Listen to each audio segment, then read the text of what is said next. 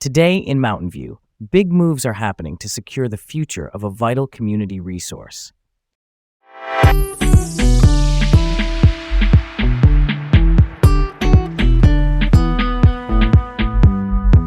Hi, I'm Garrett. And I'm Leah.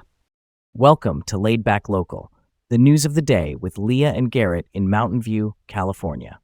All right, let's set the stage for this one.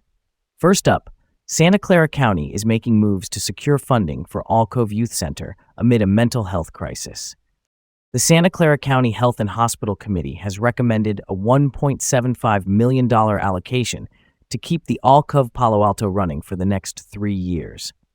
This youth mental health center is crucial as there are ongoing concerns about mental health and suicides, especially in Palo Alto. Here's the thing. Alcove Palo Alto offers free therapy, healthcare, peer counseling, and even college application help, but they're facing funding challenges because of potential federal cuts. Despite these challenges, local leaders are committed to finding more funds, especially since Palo Alto has had 2 suicide clusters in the past 15 years. Let's unpack this. It's so important to have centers like Alcove, especially when only about 10 young people visit each day, despite the critical services offered. It's concerning that the funding model isn't sustainable without more local support. Can you believe that's even a thing? The community really needs to rally around to keep such essential services running smoothly. Okay, let's move on. Next up, we have the news on the Moffett Commissary. The commissary at Moffett Federal Airfield has secured a 2-year lease extension. This was a major victory for the community, as over 2,000 people signed a petition to save this vital resource.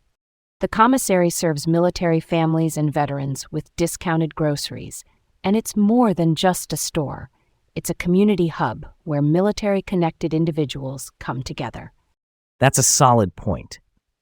The commissary provides significant cost savings on groceries, and it's crucial for many local families.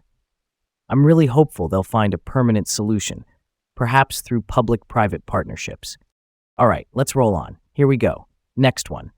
Something pretty exciting from the world of sports. The Super Bowl at Levi's Stadium set a new record for public transit ridership with 30,000 trips. That's 5,000 more than expected. The VTA, which is the local transit agency, did an amazing job managing the crowds, moving more than 15,000 passengers within 90 minutes after the game. Real talk. Managing such a large crowd is no easy feat, and it's impressive that they exceeded the NFL's benchmarks. But it also highlights the need for more resources, especially with events like the FIFA World Cup on the horizon.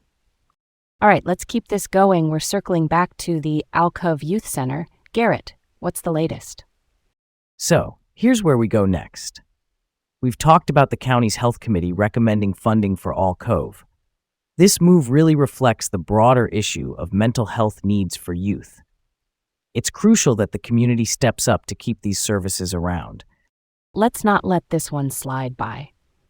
Despite the low engagement rates, the city's commitment to funding the center is a strong show of community spirit, especially during budget crises. Okay, so here's where we start with our last topic. Record-breaking public transit use during the Super Bowl again. It really was an impressive feat by the VTA. Despite some delays and overcrowding, they managed to set a new record and efficiently handle the large crowds. But it's a reminder of the need for future planning, especially with more global events coming our way. Totally.